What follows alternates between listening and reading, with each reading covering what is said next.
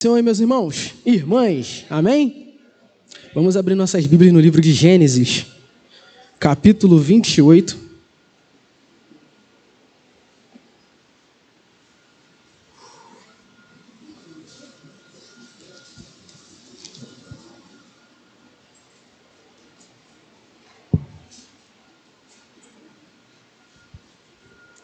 Gênesis, capítulo 28, vamos meditar hoje um pouco sobre a vida de Jacó.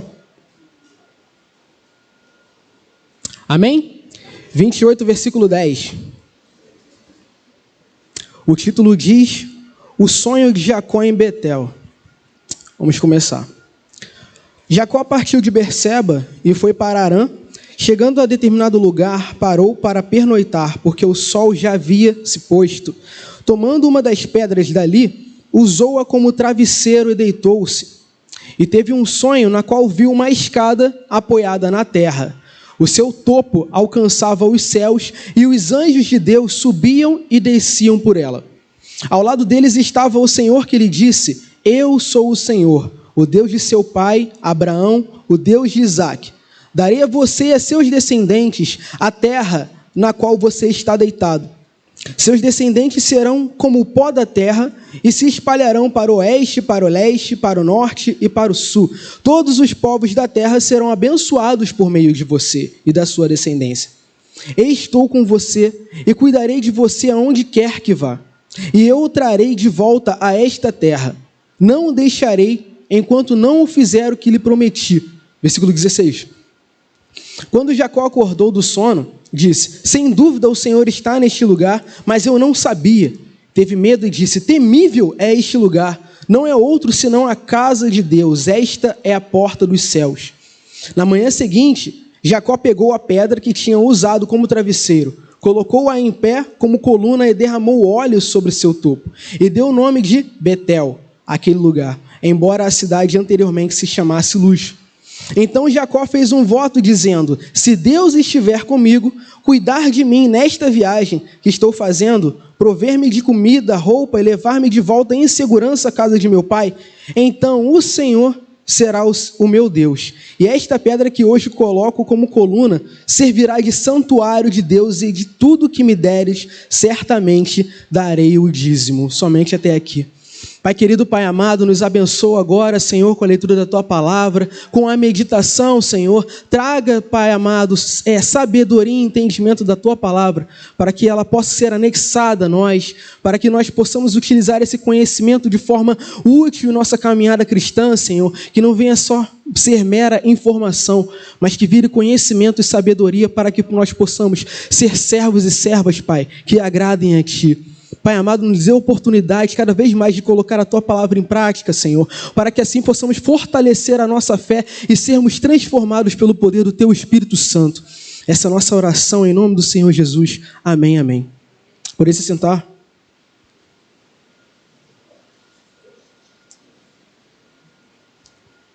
Então, se nós pudéssemos dar um título para essa meditação, seria o início de uma caminhada com Deus.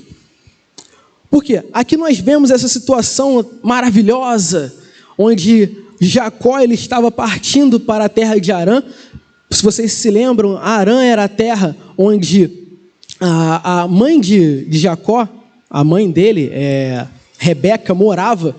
E nas pregações passadas nós vimos que essa foi a terra onde Abraão mandou Eliezer, seu servo, buscar uma esposa para Isaque. Então esta é a terra que Jacó estava retornando para também poder formar uma família, poder se casar com uma de suas parentes. Só que no meio dessa viagem para Harã, ele se encontra ainda numa cidade cananeia chamada Luz, e ele, cansado na noite, vai lá e dorme, e ele vê essa coisa maravilhosa, essa visão, esse sonho, onde ele vê uma escada que conectava céus e terra, e por essa escada anjos subindo e descendo, e o próprio Deus ali numa manifestação, numa teofania, uma manifestação da presença dele, dizendo que ele seria o Deus da vida de Jacó, e que ele seria aquele que cumpriria a promessa antes feita lá atrás para Abraão, onde Abraão ainda estava em Ur. Ele deveria sair daquela terra e ir para Canaã, para uma terra que mana leite e mel, para uma terra da promessa, e lá ele seria prolífero, abençoado, frutífero. E por meio de Abraão, toda a sua descendência e todos os povos da terra seriam abençoados. Neste momento, Deus está falando para Jacó que ele seria esse Deus. O Deus de Abraão, o Deus de seu pai Isaque, esse Deus que estaria cumprindo a mesma promessa feita aos seus antepassados. O Deus de promessas estava ali falando com ele que seria o Deus da vida de Jacó. Seria aquele que o abençoaria. Deus está neste momento se manifestando na vida de Jacó, a ponto dele reconhecer que Deus está neste lugar. Verdadeiramente essa é a casa de Deus. Este é o significado de Betel, a casa de Deus. Esse homem com um passado meio atribulado, ele tem esse primeiro contato de Deus e a partir daqui se inicia uma caminhada de transformação em sua vida. Mas nesse momento, nesse capítulo 28, Jacó ele estava não apenas indo para Harã, ele estava fugindo. Porque ao longo de sua vida, desde o seu nascimento, aconteceram certos conflitos, desde seu nascimento, desde berço. No capítulo 25, nos é narrado, a partir do verso 19, o nascimento desses dois irmãos, Esaú e Jacó. E desde berço, desde o útero, Jacó e Esaú, dois irmãos, eles já brigavam, tanto que antes do seu nascimento, a sua mãe, Rebeca, ela orou a Deus e consultou por que eles se agitavam tanto em seu ventre, a ponto de causar desconforto.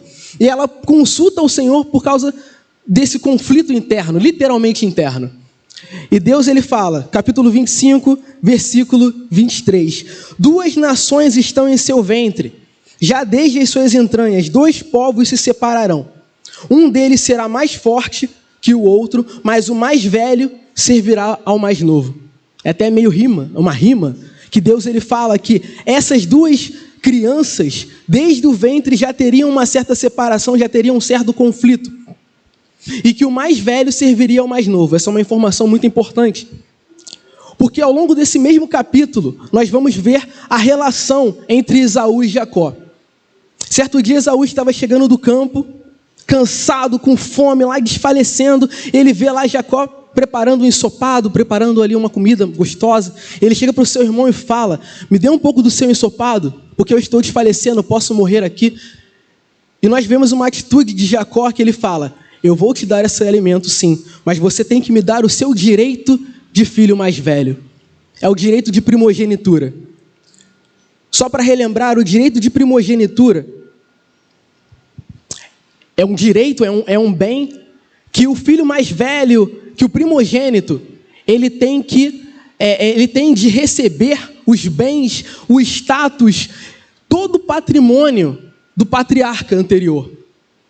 Nesse caso, Esaú ele tinha o direito de receber todos os bens do seu pai Isaque quando Isaque partisse dessa para melhor.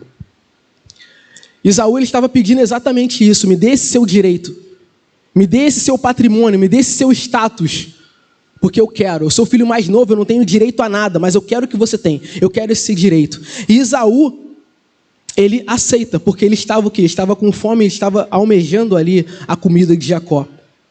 Tanto Esaú como Jacó, neste momento, eles têm responsabilidade nisso que estava para acontecer. Um porque estava invejando e querendo algo que não era dele. Jacó estava querendo o direito do seu irmão Esaú.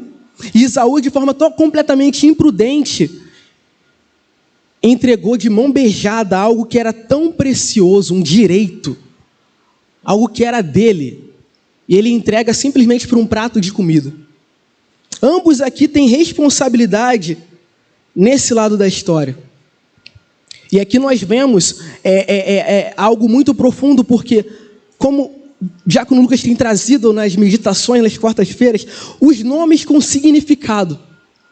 Jacó tem esse significado de aquele que agarra o calcanhar, ou também traiçoeiro, enganador.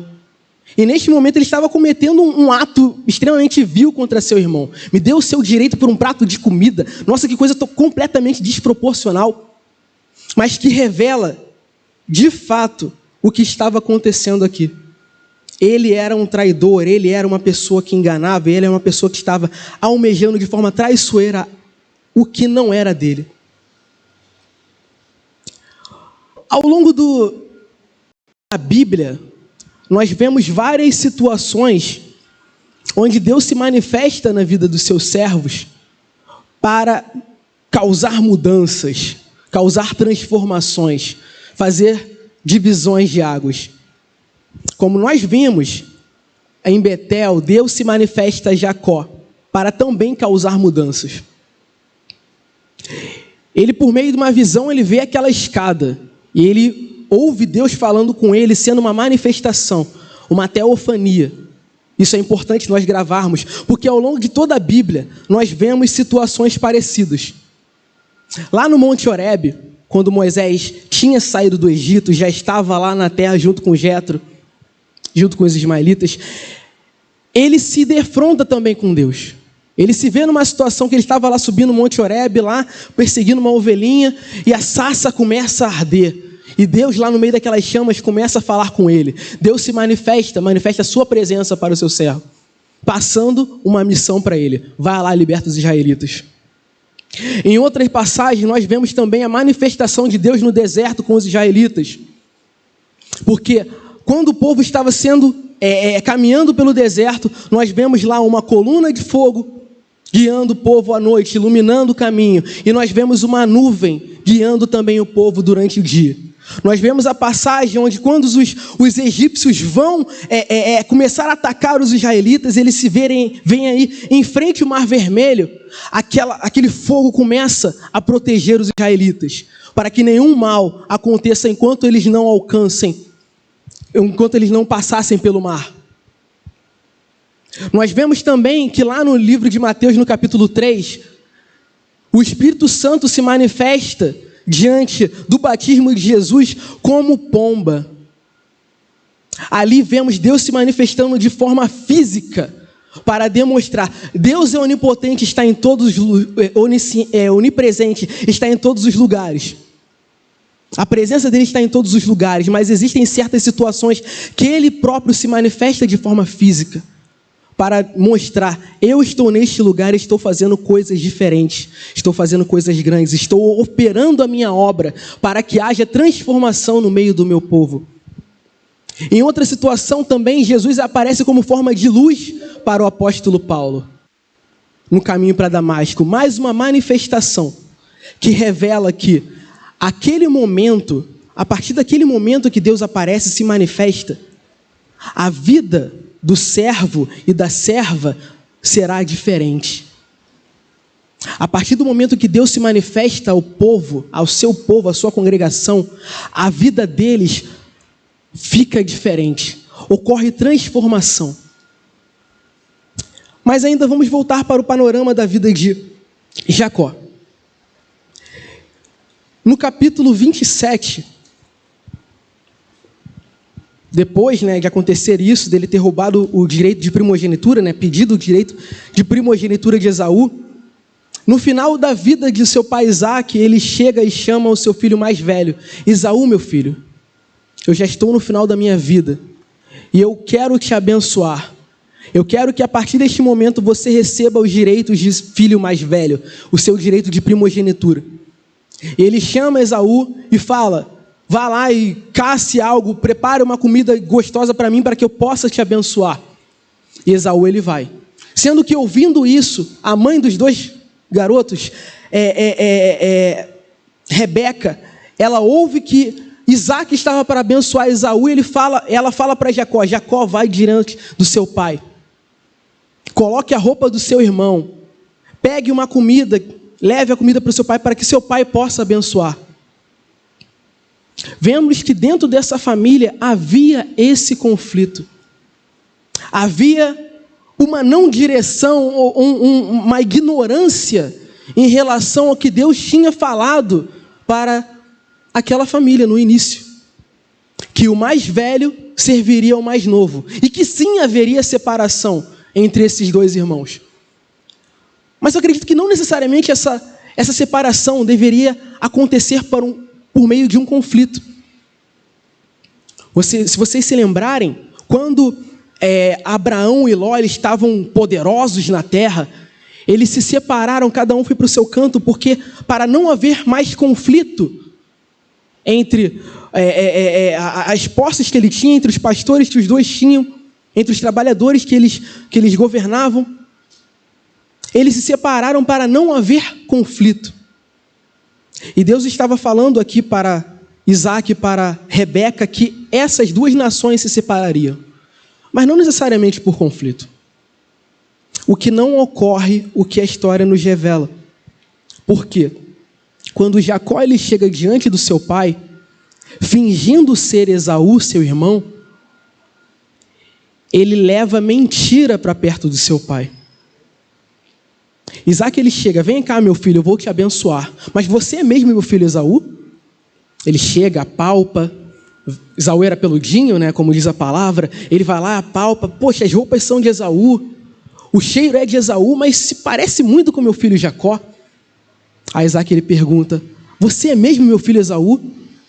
Jacó ele fala, sim pai, eu sou Esaú seu filho. E ali abençoa esse homem mentiroso.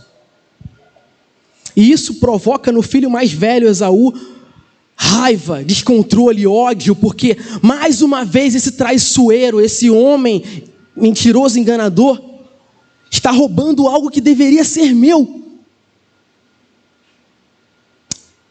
E esse é o contexto que leva Jacó a fugir da terra que eles estavam, a partir de Berseba. Porque Esaú furioso, ele vai caçar a alma de Jacó a todo jeito para matá-lo. Por isso que ele foge. Ele foge para Harã não de boa. Jacó não foge para Harã de boa, em paz. Ele foge fugindo do seu irmão para não ser morto. E para aquela família para que aquela família não viesse a ser jogada em mais ruínas ainda. Só que no meio dessa confusão, desse caos, desse conflito, nós vemos que Deus se manifesta na vida deste homem pecador para causar transformação naquela vida. E quantas vezes não é assim conosco também? Nós estamos completamente atribulados e tal. Aí é preciso que Deus venha intervenha na nossa situação para que nós possamos passar por uma transformação, por uma mudança de vida, por um divisor de águas que somente o divino é capaz de trazer. E assim nós somos abençoados.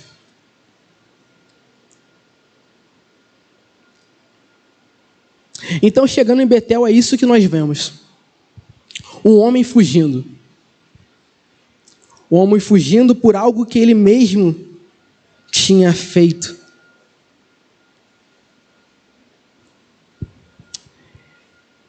E aqui nós vemos tamanha misericórdia na vida de Jacó. Porque como hebreu, como descendente de Abraão, Jacó, ele provavelmente deve ter ouvido, porque era tradição falada, você passar o conhecimento de forma oral. Ele já tinha ouvido falar do Deus de Abraão e de Isaac. Ele, como hebreu, fazendo parte daquela aliança, ele também tinha sido circuncidado, porque era algo que Deus tinha instituído lá atrás.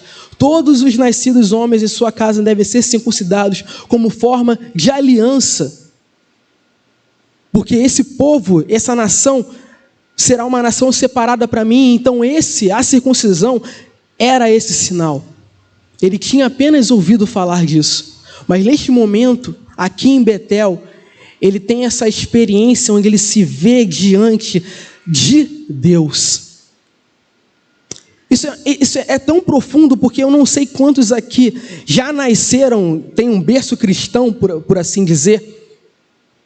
Mas uma coisa é você ouvir falar de Deus, você ouvir falar, por exemplo, da Páscoa, que estamos às portas, que Jesus Cristo morreu na cruz do Calvário.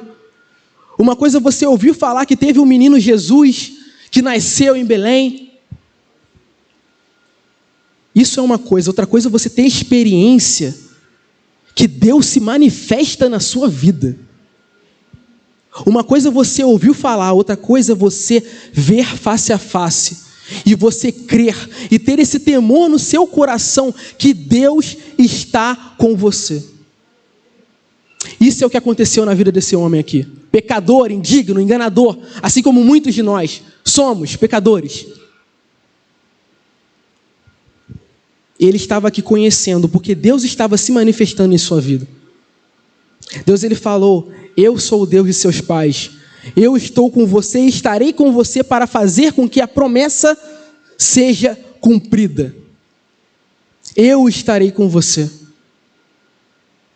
Deus, ele se manifesta na vida do homem para causar transformação. E Jacó, ele vê essa escada que por onde passam anjos subindo e descendo. Por vezes, a palavra anjo na Bíblia, se você for pegar do hebraico, malak, significa mensageiro. Por vezes nós vemos isso. Anjos como mensageiros. Na passagem do Evangelho, quando o anjo Gabriel chega até Maria e José, falando que eles seriam ali os pais do menino Jesus. O anjo mensageiro.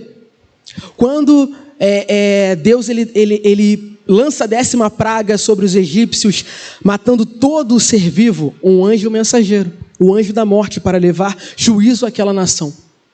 Anjos subindo e descendo. Anjo também significa mensageiro, no que diz respeito a próprio aquele que vai levar a mensagem. Por exemplo, se estiver falando de um homem ou de uma mulher, um servo, serva do Senhor, que irá levar uma palavra diretamente de Deus, um atalaia, um profeta, ele é um mensageiro.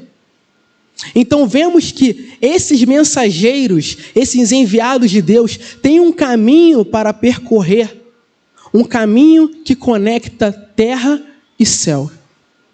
E esse caminho, ele é provido por Deus. No Evangelho, no capítulo de João, no capítulo 1 de João, capítulo 1 de João, no versículo 51, Jesus, ao ele convocar os discípulos para acompanhá-lo durante aquele tempo de ministério, de pregação do Evangelho, ele chega para os discípulos e fala o seguinte: vocês estão surpresos porque eu falei que uma coisa iria acontecer? Eis que digo a vocês que vocês verão coisas ainda maiores. Vocês verão os céus abertos e anjos subindo e descendo sobre o Filho do Homem. Céus abertos e anjos subindo e descendo sobre o Filho do Homem. Como se Cristo fosse uma escada. Quem é aquele que conecta céus e terra se não é o próprio Filho de Deus? Se não é o próprio Deus causando transformação na vida do homem pecador? Porque o mundo jaz das trevas, nós somos o ser humano ímpio. Após a queda de Adão e Eva, foram lançados neste mundo maligno por meio do pecado da desobediência, totalmente distantes de Deus. E se não for o próprio Deus fazendo essa conexão e trazendo salvação na vida do homem, ele continuará imerso nas trevas. Glórias sejam dadas ao nosso Deus Criador, soberano e Salvador, porque Ele faz essa conexão entre terra e céus. Conexão tão forte e poderosa, capaz de salvar a vida do homem e trazê-lo de uma situação de enganação, mentira, de pecado, trevas e morte, e o conduz à vida eterna. Glórias sejam dadas ao Deus. Isso é muito profundo, a transformação que Deus causa na vida do homem. Aqui em Betel, Jacó estava passando por isso. Ele estava fugindo de seu irmão. Ele estava fugindo das suas responsabilidades, porque ele devia pagar por aquela mentira que ele tinha feito. O salário do pecado é a morte. Ele mentiu para o seu pai, enganou seu irmão, causou conflito na família, digno de morte. Porém, nesse momento, Deus se manifesta na vida dele para trazer a transformação. Na vida do servo e da serva do Senhor, essa transformação tem que estar sempre evidente. Porque essa transformação revela um processo da santificação. Quando em nós, pecadores caídos, somos salvos por Deus, começa esse processo. Deus se manifesta, revela a sua verdade a nós através de sua palavra, através do Espírito Santo tocando em nossos corações, que nós devemos agir de forma diferente. Que a vida que nós vivíamos não é algo que agrada a Deus. Que para entrar nos céus, nós precisamos viver em novidade de vida, seguindo os passos de Cristo Jesus. O apóstolo Paulo me acompanha no livro de Efésios, no capítulo 4. Efésios 4. O apóstolo Paulo, ele fala sobre esse tipo de transformação.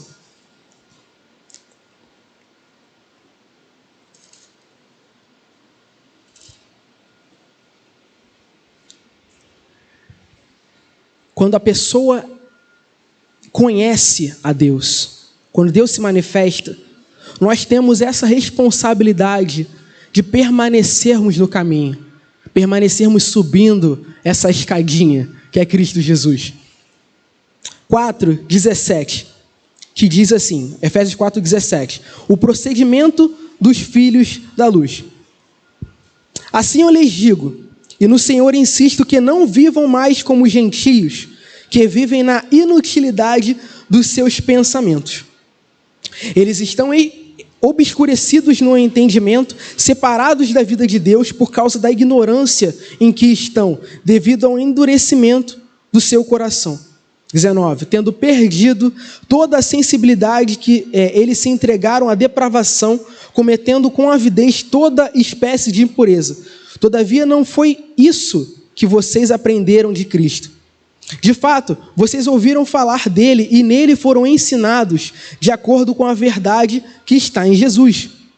Quanto à antiga maneira de viver, vocês foram ensinados a despir-se do velho homem, ou seja, viver de uma forma diferente, que se corrompe com desejos enganosos, a serem renovados de modo de pensar e revestir-se do novo homem, criado para ser semelhante a Deus em justiça, em santidade, proveniente da verdade. Portanto, cada um de vocês deve abandonar a mentira e falar a verdade ao seu próximo, pois todos somos membros de um mesmo corpo. Aqui, agora onde nós vamos chegar, que Paulo ele fala o seguinte, 26. Quando vocês ficarem irados, não pequem, apaziguem a ira antes que o sol se ponha. Ou seja, não fiquem irados para que isso venha a ser um motivo de tropeço para vocês. A pessoa irada com a mente totalmente escurecida pela raiva, ela não pensa direito, ela comete atos vis, malignos, que ela só vai se dar conta depois que ela recobra a consciência. Então ele está falando, não irem-se, para que vocês não venham a pecar. 27, não deem lugar ao diabo. O que furtava, não furte mais. Antes trabalhe fazendo algo útil com as mãos, para que tenha o que repartir com o que estiver em necessidade. Ou seja, não fique à toa. Trabalhe, seja honesto. 29. Isso daqui é uma coisa muito importante. Nenhuma palavra torpe saia da boca de vocês, mas apenas a que for útil para edificar os outros conforme a necessidade, para que conceda graça aos que o ouvem. A língua é uma coisa muito perigosa.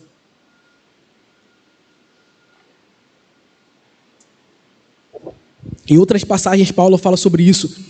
Porque ao mesmo tempo que nós podemos derramar graça, edificar vidas e dizer coisas muito bonitas e eloquentes, nós também podemos destruir vidas.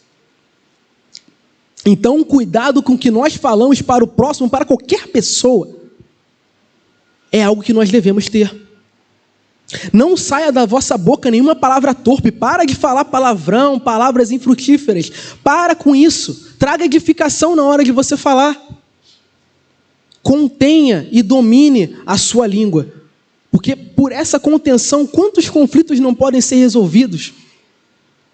Linda a proposta de oração de hoje, orar pela família, pelos casais. Quantos conflitos não poderiam ser resolvidos dentro de suas casas se você simplesmente calasse a boca? Calar também é uma coisa muito útil, porque evita que você derrame, desculpa a palavra, lixo na vida da pessoa que você está ali tendo alguma relação.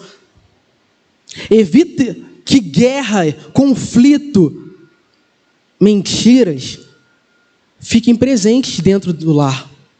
Isso é uma coisa muito importante. Nós devemos aprender a dominar a nossa língua, como forma de buscar a santidade, e assim, nesse processo de santificação, sermos santos, porque o nosso Deus é santo. Continuando, 30, não entristeçam o Espírito Santo de Deus, com o qual vocês foram selados para o dia da redenção. O que é entristecer o Espírito Santo de Deus? Se é Ele que intercede por nós, se é Ele que nos leva a uma verdade, se é Ele que nos conduz em direção ao Pai Celestial, se é Ele que causa transformação na vida do homem redimido, do pecador arrependido, como entristecê-lo? Vivendo de forma falsa. Porque se Ele é o Espírito da verdade, e se você se diz crente cristão, e vive de forma que não agrade a Ele, você está entristecendo. Você não está vivendo em verdade. Você não está vivendo de forma santa. Então não entristeçam o Espírito, mas andem conforme Ele. Que possamos parar de ser crentes. Parar de brincar de ser crente. Para que isso não venha entristecer o Espírito Santo de Deus. Versículo 31. Livrem-se de toda amargura, indignação, ira, gritaria e calúnia, bem como toda maldade. Sejam bondosos e compassivos uns para com os outros, perdoando-se mutuamente, assim como Deus os perdoou em Cristo Jesus. Ou seja, Paulo está falando, ajam conforme Jesus Cristo agiu. Se vocês se dizem ser crentes, se Deus se manifestou diante de vocês para lhes apresentar uma nova vida, continue vivendo nessa nova vida. Ajam como Cristo agiria. Busquem essa transformação para suas próprias vidas. Voltando para o contexto de Jacó, a partir do momento em que Deus se manifesta para a vida dele, nós vamos ter a oportunidade de falar isso mais tarde, ocorre essa transformação na vida dele, onde ele deixa de ser o Jacó traiçoeiro, mentiroso, para ser algo diferente, para ser uma pessoa diferente. E que nós possamos, meus irmãos, buscar essa diferença para as nossas vidas. Porque Deus se manifestou a nós por meio do seu Filho Jesus. Jesus Cristo se sacrificou na cruz do Calvário para nos dar esse acesso a Deus. Ele é essa escada, que venhamos subir por ela, que possamos cada vez mais ali, galgando cada um dos degraus, até nos assemelharmos cada vez mais com o nosso Pai Celestial, santo porque Ele é santo. Venhamos buscar a santificação, para assim agradar ao nosso Deus e viver de forma agradável aos olhos do nosso Pai Celestial. Amém, meus irmãos? Oremos. Santo Deus, amado Pai, graça nós te damos pela meditação em Tua palavra, Senhor. Tua palavra é verdade, que convence o homem, que liberta, Senhor, cativos, imersos em trevas, liberta dos seus pecados e os conduz à verdade. Tua palavra é verdade, Senhor. Venha nos libertar, Pai. Que essa palavra possa ficar em nossos corações e que possamos aprender de Ti, Senhor. Aprender a como ser servos e servas fiéis.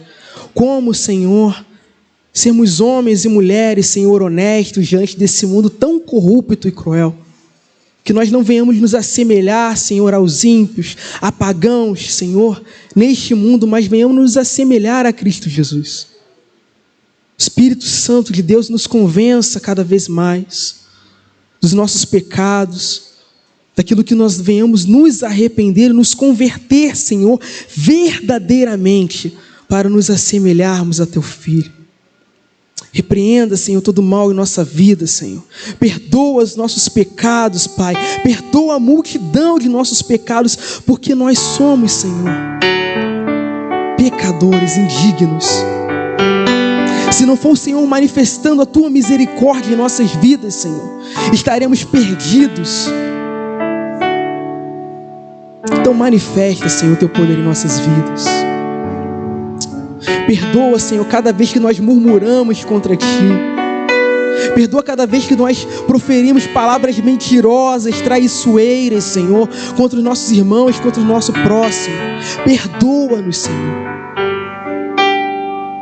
E nos santifica, Pai, para que possamos ser levados e conduzidos por Ti a uma nova vida, Senhor. Fica conosco neste momento, guarda a nossa mente, guarda o nosso coração das influências deste mundo e nos leva a essa verdade, Senhor. Fica conosco neste momento, essa é a nossa oração. Em nome do Senhor Jesus. Amém, amém.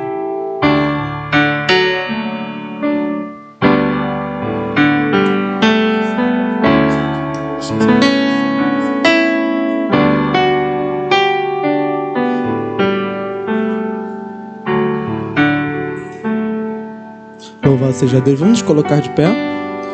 Vamos nos despedir uns dos outros. Mas o diácono Amantino me lembrou que eu chamei ele para orar pelos casais e esqueci de orar pelos pedidos de oração. Então vamos fazer isso agora.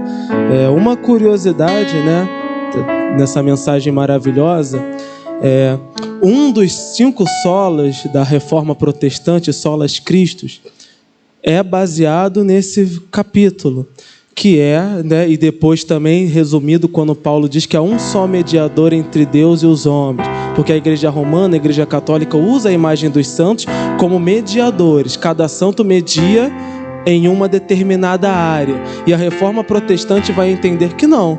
Se eu quiser um casamento, eu clamo a Cristo. Eu não preciso de um santo casamenteiro. Se eu quiser cura, eu clamo a Cristo. Se eu quiser uma causa impossível, eu clamo a Cristo, porque Ele é a escada que nos conecta a Deus. Nós temos uma conexão perfeita através de Cristo. É por isso que nós devemos orar em casa. É por isso que devemos ler a Bíblia. Porque hoje está aberta para nós as portas dos céus através de Cristo, que é a nossa escada. E vamos orar aqui crendo nisso. As portas dos céus estão abertas.